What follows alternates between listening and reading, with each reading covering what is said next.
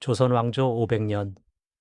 우리는 이 시대를 세종대왕의 한글, 이순신의 거북선, 선비들의 학문으로 기억합니다. 하지만 실록을 한 장 한 장 넘기다 보면 교과서에서는 절대 가르쳐 주지 않는 이야기들이 나옵니다. 하루 만에 6명을 살해한 왕세자, 주인과 그 노비 30여 명을 혼자서 몰살시킨 노비, 병을 고치겠다며 사람의 간을 빼먹은 자들, 그리고 주인을 죽이기 위해 결성된 비밀결사 살주계. 조선은 잠들지 못했습니다. 오늘 저는 조선 왕조실록과 한중록, 그리고 정약용의 흠음신서에 기록된 충격적인 범죄 사건들을 현대 범죄 프로파일링의 시선으로 다시 들여다보겠습니다. 500년 전 기록이지만 소름이 돋을 만큼 생생합니다. 영상 시작하기 전에 아직 구독과 좋아요 안 누르신 분들은 꼭 눌러주시고요. 알림 설정까지 해주시면 새로운 영상을 가장 먼저 보실 수 있습니다. 자, 그러면 시작합니다. 첫 번째 사건입니다. 조선 역사상 가장 충격적인 연쇄 살인범.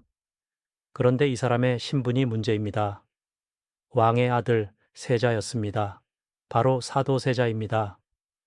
사도세자 하면 보통 뒤주에 갇혀 죽은 비극적인 왕세자로 기억하시죠. 영화에서도 드라마에서도 불쌍한 아들로 그려집니다. 하지만 정사인 조선 왕조실록에는 사도세자의 살인 행각을 직접적으로 기록하지 않았습니다. 왜냐하면 그의 아들 정조가 왕이 됐기 때문이죠. 아버지의 치부를 실록에 남길 수는 없었을 겁니다. 그런데 사도세자의 부인 해경궁 홍씨가 쓴 한중록에는 그 모든 것이 적나라하게 기록되어 있습니다. 한중록의 기록을 보겠습니다.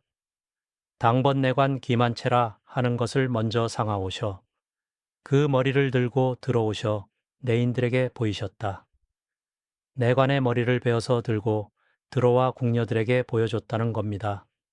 이게 시작이었습니다. 사도세자는 궁녀, 내관, 하인 등 궁궐 안의 사람들을 닥치는 대로 살해하기 시작합니다. 하루에 6명을 죽인 날도 있었다고 기록되어 있습니다. 자기가 직접 낳은 아이의 생모인 후궁까지 때려서 살해했습니다. 기록을 종합하면 사도세자에게 살해된 사람은 최소 수십 명에서 100여 명에 달합니다. 왜냐하면 궁궐 안에서 세자가 사람을 죽여도 누구도 감히 왕에게 보고할 수 없었기 때문이죠. 이것이 절대 권력의 무서움입니다. 살인이 일어나도 신고조차 할 수 없는 구조. 조선의 궁궐은 완벽한 밀실이었던 겁니다. 두 번째 사건으로 넘어가겠습니다. 이번에는 궁궐 바깥 이야기입니다. 영조 10년 1784년 5월 5일 경기도 광주에서 조선 역사상 가장 충격적인 집단 살인 사건이 발생합니다. 주인공은 노비 영만이라는 자입니다. 영만은 김대례라는 양반의 노비였습니다. 그런데 어느 날 영만은 주인 김대례를 살해합니다. 그리고 거기서 멈추지 않았습니다. 같은 집에 있던 다른 노비들까지 하나하나 죽여나갑니다. 세 번째 사건입니다. 이 이야기는 정말 소름이 돋습니다. 조선 왕조실록에는 사람의 간을 빼먹는 범죄에 대한 기록이 여러 차례 등장합니다. 단순한 괴담이 아닙니다. 왕에게까지 보고되어 실록의 정식으로 기재된 실제 사건들입니다. 조선 사회가 이 문제를 근본적으로 해결하지 못했다는 뜻이기도 합니다. 네 번째 사건입니다. 조선의 어둠 속에는 개인 범죄만 있었던 게 아닙니다. 조직 범죄도 있었습니다. 바로 검계와 살죽의 이야기입니다. 검계, 한자로 칼검의 계모임계입니다. 글자 그대로 칼을 차고 다니는 무리라는 뜻이죠. 숙종 10년, 1184년 조선왕조실록에 처음 등장하는 이 조직은 조선판 마피아라고 불러도 과언이 아닙니다. 검계의 구성원은 주로 설이나 중인 등 관직을 통해 출세가 불가능한 사람들이었습니다. 조선의 엄격한 신분제 아래에서 아무리 능력이 있어도 양반이 아니면 관직에 오를 수 없었죠. 이 좌절된 야망이 폭력 조직으로 분출된 겁니다. 검계는 한양의 밤거리를 장악하고 강도, 살인, 약탈을 일삼았습니다. 심지어 남산에서 야간 군사훈련까지 했다는 기록이 남아 있습니다. 조직적으로 무술을 훈련하고 체계적인 지휘 구조를 갖추고 있었던 겁니다. 현대의 조직폭력배와 비교해도 결코 뒤지지 않는 수준이었습니다. 그런데 검계보다 더 소름 끼치는 조직이 있었습니다. 살주계입니다. 살주계의 한자를 풀면 죽일 살, 주인주, 계모임계. 말 그대로 주인을 죽이는 모임입니다. 숙종대에 결성된 이 비밀 결사는 노비들이 자기 주인인 양반을 죽이기 위해 만든 조직이었습니다. 노비들이 서로 연대해서 각자의 주인을 살해하고 서로의 알리바이를 만들어주는 방식으로 운영됐습니다. 현대식으로 말하면 교차 청부살인 시스템인 거죠. 내 주인은 네가 죽이고 네 주인은 내가 죽이는 방식이면 범인 특정이 극히 어려워집니다. 이것은 은이 질소나 황화합물과 반응하는 성질을 이용한 것으로 질소와 인을 함유한 독극물을 검출하는 과학적 원리가 적용된 겁니다. 또 하나, 반개법이라는 것도 있었습니다. 시신의 목구멍에 백반 한 덩이를 넣어두었다가 꺼내서 닭에게 먹입니다. 이때 닭이 죽으면 독살로 판정하는 겁니다.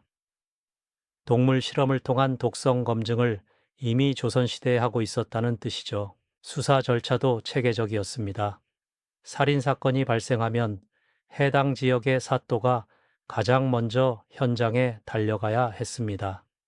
첫 번째 검시인 초검은 지역 수령이 하고 두 번째 검시인 복검은 인근 다른 고을에 수령이 와서 했습니다. 왜 다른 고을 수령이 오냐면 혈연이나 지연에 의한 편파 수사를 방지하기 위해서입니다. 검시관 간에 이견이 있으면 3검, 4검까지 진행됐습니다. 수사의 객관성을 확보하기 위한 교차 검증 시스템이 이미 500년 전에 작동하고 있었던 겁니다. 그리고 이 수사 시스템의 완성자가 바로 정약용입니다. 정약용이 쓴 흠음신서. 흠음은 신중하고 또 신중하라는 뜻입니다. 이 책은 사건의 판례와 수사 내용을 담은 수사 노트이자 실무 매뉴얼이었습니다. 흠음신서에 실린 유명한 사건 하나를 소개하겠습니다. 1896년 정조 20년 황해도 평산에서 양반 양성한이라는 젊은 남자가 숨진 채 발견됩니다. 처음에는 자살로 결론이 났습니다. 하지만 정약용은 검시 기록을 꼼꼼히 재검토합니다. 시신의 상처 위치와 각도, 끈의 매듭 방향, 주변 증거물의 배치를 하나하나 분석한 겁니다. 결론은 타살이었습니다. 자살로 위장된 살인이었던 겁니다. 정약용은 이 사건뿐만 아니라 수십 건의 살인사건 판례를 분석하면서 억울한 죽음이 없도록 하라는 원칙을 씁니다. 무원, 즉 원통함이 없게 하라. 이것이 조선 과학수사의 정신이었습니다. 전쟁이 끝났는데 전쟁보다 무서운 일상이 시작된 겁니다. 정리해 보겠습니다. 오늘 5가지 사건을 살펴봤습니다. 궁궐 안에 왕세자가 저지른 연쇄살인, 노비의 분노가 폭발한 집단살인, 미신에 기반한 목적형 살인, 신분억압이 만들어낸 조직범죄, 그리고 전후 혼란기의 무장강도단까지 이 사건들을 현대 범죄 프로파일링의 틀로 분류해보면 놀라울 정도로 깔끔하게 정리됩니다. 사도세자는 권력형 과시살인, 노비역마는 분노형 연쇄살인, 인간의 간을 노린 자들은 목적형 연쇄살인, 검계와 살주계는 구조적 폭력에 대한 조직적 반작용, 화적은 사회 붕괴기의 무질서형 범죄입니다. 500년 전이나 지금이나 범죄의 본질은 크게 다르지 않습니다. 권력의 남용, 억압에 대한 분노, 미신과 무지, 사회 구조의 모순, 이것들이 범죄의 뿌리였고 조선 왕조실록은 그것을 낱낱이 기록해 두었습니다. 그리고 그 어둠 속에서도 정약용 같은 인물이 은비녀 하나로 진실을 밝혀내려 했다는 사실이 저는 이 이야기에서 가장 울림이 큰 부분이라고 생각합니다. 신중하고 또 신중하라. 흠음, 원통함이 없게 하라. 무언. 이것이 조선이 남긴 교과서에는 없는 또 하나의 유산입니다. 이 영상이 도움이 되셨다면 좋아요와 구독 부탁드립니다. 여러분의 응원이 영상 제작에 큰 힘이 됩니다. 궁금하신 주제가 있으시면 댓글로 남겨주세요. 다음 영상에서 뵙겠습니다.